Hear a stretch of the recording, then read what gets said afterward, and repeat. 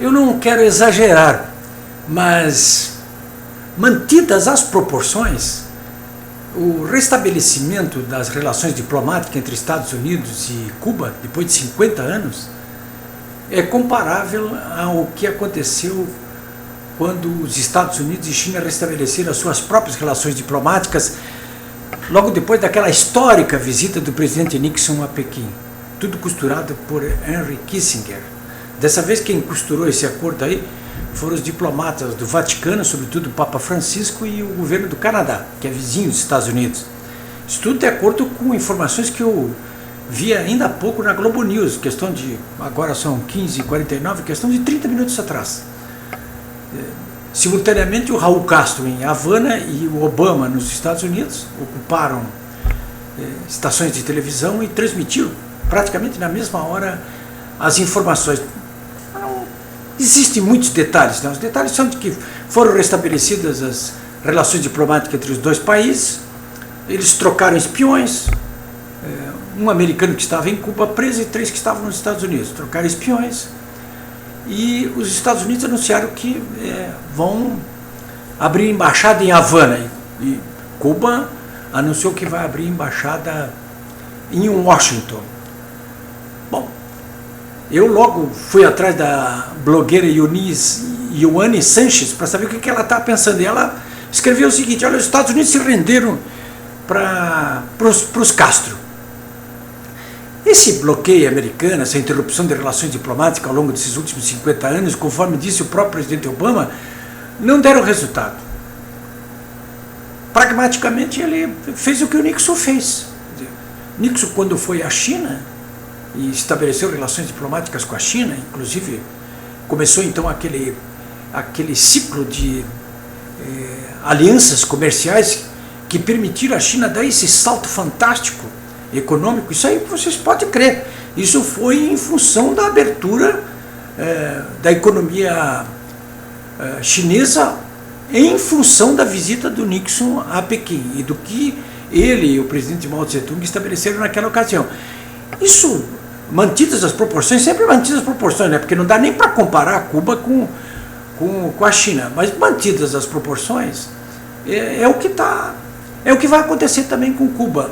Alguém pode dizer, o Políbio está indo longe demais, porque está achando que vai abrir o regime comunista de Cuba. Eu não estou dizendo isso. Vejam bem, o fato de a China ter aberto a sua economia para os grandes investidores internacionais, para o capital americano, né, não quis dizer que o regime comunista ia abrir, como não abriu. Não abriu. Tanto que eles falam, eu visitei Pequim, visitei Xangai várias vezes, e eles falam até hoje lá o seguinte: olha, nós temos aqui 2 sistemas econômicos, porque lá convivem algumas regiões da China com a economia centralizada, tudo do Estado, e com a economia capitalista, né? Pequim, Xangai, por exemplo, Hong Kong, a economia é totalmente capitalista, né? Aliás, hoje tem 2 regimes políticos, né, que é o comunista em toda a China e a democracia em Hong Kong, né?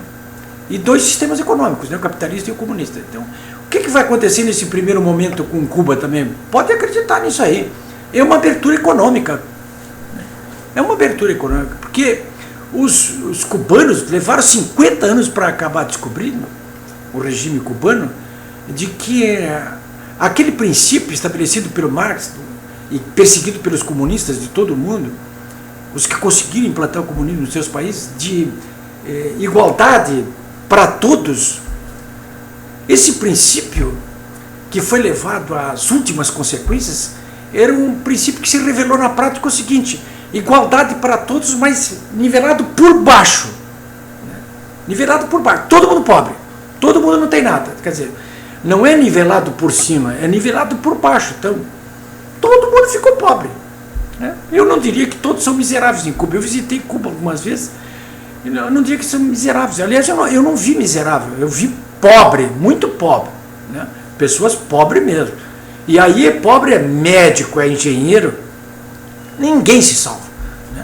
Então, vai haver, com certeza, essa abertura abertura econômica. Eu não tenho dúvida disso. A última vez que eu estive em Cuba, que foi quando eu viajei, ainda era o Brito, governador aqui, estive lá com outros jornalistas, estavam comigo até o Gilberto Simões Pires, estava o Bira Valdez, nós conversamos com o subministro de Planejamento de Cuba, eles estavam querendo abrir alguma coisa, lá tinha uma lei de abertura já funcionando, nós convidamos ele para almoçar conosco,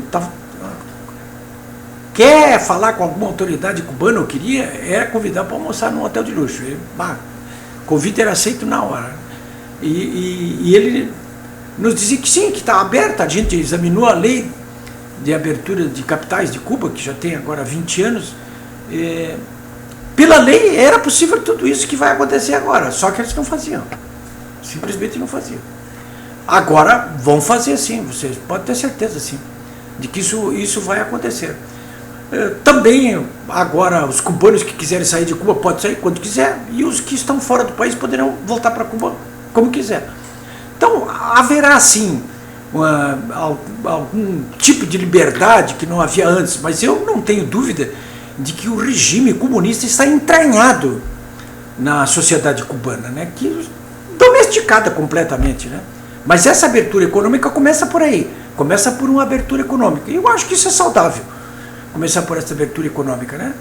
E no caso de Cuba, que é bem o contrário do caso da China, eu também não tenho dúvida de que esse regime ele não vai resistir a essa abertura econômica, né? O regime político não vai resistir à mudança do sistema econômico, porque ele vai acabar se rendendo e vai abrir, né?